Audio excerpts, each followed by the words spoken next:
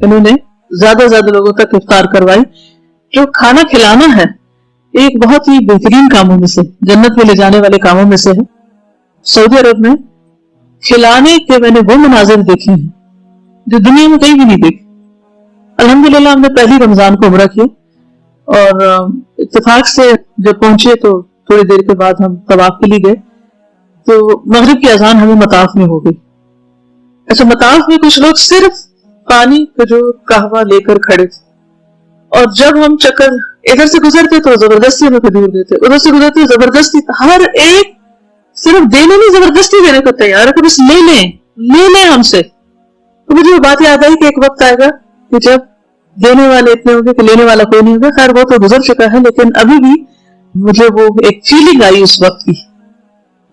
پھر اس کے بعد یہ ہے کہ جیسے اعتکاف وغیرہ ہوتا ہے مسجد نبوی میں، خواتین کافی ہوتی ہیں، مکہ میں بھی ہوتی. میں نے خود تو اعتکاف نہیں کیا لیکن میری چھوٹی بہن نے کیا، تو انہوں نے مجھے خاص طور پر فون کر کے بتایا کہ یہاں پر جتنے لوگ میں نے دیکھے ہیں وہ صرف اپنا کھانا نہیں لے کر آتے، وہ زیادہ کھانا لے کر آتے ہیں اور وہ سمجھتے ہیں کہ ان کے کھانے میں دوسروں کا حق ہے اور وہ زبردستی دیتے ہیں کہ آپ بھی کھائیں آپ بھی کھائیں آپ بھی کھائیں. کچھ لوگ باقاعدہ تھرمس بھر بھر کے قہوہ وغیرہ کی لے کے جاتے ہیں کیونکہ کچھ لوگ ساری رات جگہ کے لیے انہی صفوں میں بیٹھے رہتے ہیں اور نماز کا انتظار کرنے والوں کی تو کیا ہی شان اور کیا ہی درجے. تو ان کو لوگ وہی جا کے ان کی جگہوں پر دیتے ہیں اور لاکھوں لوگوں کے دسترخوان لگتے ہیں اور ہر کوئی دے رہا ہے بانٹ رہا ہے. کوئی ایک چیز لے کے آ رہا ہے دوسری چیز. اس طرح ہماری ملاقات ہوئی ایک خاتون سے. ہم لفٹ میں جا رہے تھے، خاتون کہنے لگی کہ آپ لوگ کہاں سے ہیں؟ ہم نے بتایا، پوچھا کہاں رہتے ہیں، جگہ بتائی کہاں رہتے ہیں. کہنے لگی آپ ہمارے مہمان ہیں. نہ ہمارا نام نہ پہچان نہ یہ پتا کہ کون ہے کون نہیں. کہتے ہیں ہم لوگ مکہ کے رہنے والے اور یہیں پر ہمارے کام کاروبار ہے اور ہم رمضان کا مہینہ یہاں آ کر رہتے ہیں ہوٹل میں اور یہاں سے ہم جتنے لوگوں کو ہم جانتے پہچانتے سب کو افطاری بھیجتے ہیں. گھر میں انہوں نے پاکستان سے بکرے لے جا کر بریڈ کیے، وہ ذبح کرواتے اور پکواتے. گھر میں خواتین پکانے والی رکھی ہوئی جو کافی بڑی مقدار میں کھانا پکاتے اور روزانہ وہ کھانا آتا اور جتنے لوگوں کو وہ جانتے تھے ان سب کو وہ بھجواتے. اس دن سے لے کر آخر تک عید کے دن تک انہوں نے ہر روز ہمیں افطاری بھیجی اور بہترین کھانا طیب، جسے دیکھ کے احساس ہو کہ طیب ہے. میں حیران رہ گئی کہ ہم سوچتے کھائیں گے کہاں سے، کریں گے کیا. اللہ تعالیٰ کہاں سے رزق بھیجتا ہے؟ من حیث لا یحتسب، جہاں سے انسان سوچتا بھی نہیں. ان کی بیڈ ہوتی تھی روزانہ، ان کے چھوٹے بچے، ان کے ساتھ خاندان کے بچے بھی ساتھ مل کے وہ ایک ایک کمرے میں جا کے کوٹ دے رہے ہیں. اب آپ سوچئے کہ ہم لوگ جب افطار کر لیتے ہیں اس کے بعد ہمارا کیا دل ہوتا ہے، کیا مل جائے، پانی مل جائے، کھانا مل جائے. اور اگر اس وقت کوئی کہے اٹھو ذرا میرے لیے فلاں کام کر لو، کیا حالت ہوتی. وہ اپنے بچوں کو ابھی سے اتنا بچہ وہ سارے بچے ساتھ، اور بعض اوقات اگلی نماز کا وقت قریب ہے اور وہ ابھی تک کھانا تقسیم کرے، انہوں نے خود کچھ نہیں کھایا، ہو صرف افطار کر کے اسے تقسیم کرے. خود وہ خاتون ہر روز لبن اور ٹھنڈے پانی کے ان لوگوں نے بڑے بڑے فریج خرید لیے، بنوائے، بلکہ جیسے روم ہوتا ہے نا، روم فریزرز، جس میں پانی کی بوٹلز لوڈ کرواتے، پھر وہ ان کو نکلواتے اور افطار سے تھوڑی دیر پہلے لا کے لوگوں میں بانٹتے کیونکہ ٹھنڈا پانی نہیں مل سکتا. لاکھوں لوگوں کو ٹھنڈا پانی کہاں سے ملے، اتنے فریج فریزر کہاں حرم کے پاس ہو. تو سارے دن دھوپ میں اور پیاس میں اور عمرہ اور طواف کرتے ہوئے پیاسے لوگ ان کو وہ ٹھنڈی بوتلیں دیتے اور جب کسی کو بوتل ملتی تو یوں لگا رہے تھے اپنی گرمی بجھانے کے لیے. اتنے خوش ہوتے.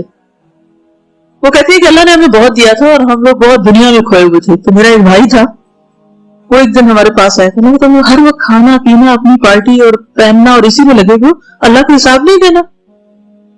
اٹھو لوگوں کی خدمت کرو، تمہیں اللہ نے مکہ میں جگہ دی ہے، تمہیں اللہ نے مکہ میں رزق دیا، بابرکت رزق دیا ہے، تم اللہ کے مہمانوں کی خدمت نہیں کرو گے. کہتی اس کی بات ایسی تھی کہ اس دن سے ہم اپنے آپ کو بھول گئے اور ہم مسلسل یہ کام کرتے. پھر آپ دیکھیے کہ جا نمازیں بانٹ رہے، کہاں بانٹ رہے؟ ایسے لوگوں کو جا کے دیکھتے تھے کہ اچھا یہاں یہ نیچے بیٹھے ہوئے فرش پر، ان کے پاس جا نماز نہیں ہے. تو آپ کو پتا پتھر پہ 20 رکھتے پڑھنا اور پھر قیام کرنا اور لمبے طویل سجدے کرنا. جن لوگوں کو عادت نہ ہو یا تو نماز پڑھنے کی ہی نہیں عادت یا پھر بیٹھ کے بغیر پڑھنے کی عادت نہیں, ان کے لیے تو بہت مشکل ہے. تو وہ ڈھونڈ ڈھونڈ کے ایسے لوگوں کو جا کے جائے نمازیں دے کر آتے. پھر ان کی پرفیوم کی دکان تھی تو چھوٹے چھوٹے شیشوں میں پرفیوم بانٹ رہے. پھر اسی طرح کہتی ہے کہ میں مطاف کے ایک حصے میں جاتی تھی اور مجھے پولیس بہت ڈانٹتی تھی کہ یہاں سے نکل جاؤ, کیونکہ ایک دفعہ کسی نے کھانے میں کوئی ٹھیک چیز نہیں تھی تو وہ پھر بین ہو گیا کھانا. اب وہ جب کہتی کہ میں نے اس دن کہا اچھا میں دوسری جگہ, یہ لوگ سامنے بیٹھے ہیں میں ادھر ہی دے دیتی ہوں. کہتی میں رات کو سوئی تو مجھے خواب آیا کہ مچھلیاں تو وہاں بھوکی تھی اور تم نے کھانا کہیں اور ڈال دیا. کہتی میں ایک دم چونک اٹھی. میں نے کہا چاہے مجھے کتنی بھی مشکل ہو, چاہے کوئی کچھ بھی ہو, میں وہیں جا کے کھانا بانٹوں. اور پورا رمضان وہ کھانا بانٹتی رہی, کھانا, پانی, افطاری, سحری, یو نیم اٹ, اور ایسی بے شمار مثالیں. تو میں سوچتی ہوں اس کو کھلانا تو آسان ہوتا ہے کہ جس سے ہمیں شکریہ کے کچھ بول مل جاتے, اس کو کھلانا کہ جس سے ہمیں واپس کچھ بھی نہ ملے اور ہم جانتے بھی نہ. اور اس تقسیم کے بغیر کوئی کالا, گورا, عربی یا اجمی یا غریب ہے, امیر ہے, کوئی بھی ہے, سب فائدہ اٹھاؤ. یہ وہی کر سکتا نا جس کے دل میں اللہ نے ڈالا اور جو اس چیز کی اہمیت کو سمجھتا. السلام علیکم. صرف میں ایڈ یہ کرنا چاہ رہی تھی جو کھانے کا آپ بتا رہی تھی, اس سال ہم بھی وہاں پہ تھے تو مدینہ میں تو یہ ہے کہ پکڑ کے لڑ کے لے جاتے نا کہ ہمارے ساتھ ہی افطار کرے. تو 3 منی میں صرف تھی, تو جب گئی تو بچیاں تھی نا کہ ہمارے ساتھ آئے. تو خیر میں ایک جگہ گئی تو وہاں جا کے جب بیٹھی تو باتیں کرتے تھے, عربی میں ساری باتیں کرتی, بچیاں بھی اور ماں کے ساتھ. تو انہوں نے کہا کہ اب آج سے آپ سارے رمضان ہمارے ساتھ افطار کریں. میں نے کہا کہ ہم تو 3 دن صرف ہیں. خیر باتیں تھوڑے سے تو وہ پاکستانی نکلی, حالانکہ دیکھ کے عربی لگ رہی. تو تھوڑے سے بات کر کے پھر میں نے ایسے ہی پوچھا نا کہ کیونکہ جس طرح سے وہ لوگ بانٹ رہی تھی بچیاں سارے, تو مجھے ایسا لگا کہ کتنے یہ لوگ فراغ دل ہیں اور پتہ نہیں کتنے پیسے والے ہوں گے, کیونکہ یہاں والے سبھی ہم سمجھتے پیسے والے. تو ایسے ہی میں نے پوچھا کہ آپ کے میاں کیا کرتے, بزنس ہے یہاں پہ؟ تو آرام سے انہوں نے کہا کہ نہیں وہ سیکیورٹی گارڈ ہے. تو جب میں چپ ہو گئی نا تو کہتی میرا بیٹا بھی ایک ہے وہ ڈرائیور ہے. اور ان کو سمجھ میں آیا کہ میں ذرا سا حیران پریشان ہوئی تو کہنے لگی کہ اللہ نے بڑا برکت دیا. اور سوچے پورے رمضان وہ لوگوں کو کھلا رہے, اور اس میں دہی بھی, روٹی بھی, کھجور, اور دنیا جہان کے اتنے فراغ دلی سے ان کے میاں سیکیورٹی گارڈ ہے اور بیٹا ڈرائیور ہے. تو بس یہ دل کی بات ہوتی ہے, جس کا دل کھلا ہوتا ہے اللہ اس کے کام میں برکت کرے. بالکل, اللہ ہم سب کو توفیق عطا کرے. السلام علیکم. ہمیں شروع میں یہ سوال جی نے کہا کہ دورہ قرآن کرتے تھے تو نبی صلی اللہ علیہ وسلم اجود ہو جایا کرتے تھے. تو بہت زیادہ یہ لگی بات کہ دورہ قرآن تو ہم کتنے سالوں سے کر رہے ہیں, ہمارے اندر یہ چیز کیوں نہیں ہے؟ تو بہت ساری چیزیں کی بھی, تو جیسے مزدوروں کو ہماری بیچ نے کھانا کھلایا, یا استغفار کے اور کھجوروں کے کارڈ افطاری میں دیے, پیکنگ کی, گھروں سے کپڑے لا کے کچی بستی میں وہ ڈسٹریبیوٹ کیے. تو لگ رہا تھا جیسے بہت سارے کام ہم کر رہے ہیں. لیکن ابھی جب سن رہی تھی کہ اتنا فراخی, تو وہی والی آپ کی بات کہ اللہ تعالیٰ اگلے رمضان میں ہمیں اس سے بھی زیادہ دلوں کی وسعت عطا کر. کہ ابھی اپنا کام اب تھوڑا لگ رہا تھا, حالانکہ اس وقت لگ رہا تھا بہت ایکٹیو ہوئے ہیں, بہت ساری جگہوں پہ, گھروں میں بھی اور یہاں پہ بھی بہت ساری چیزیں دے رہے ہیں. لیکن اب اپنے سے اوپر دیکھیں تو پھر اپنا کام لگتا ہے. تو اللہ ہمیں آئندہ توفیق دے کے ہم واقعی اجمت بن جائے, رمضان کا یہ اثر ہو. السلام علیکم ورحمۃ اللہ وبرکاتہ.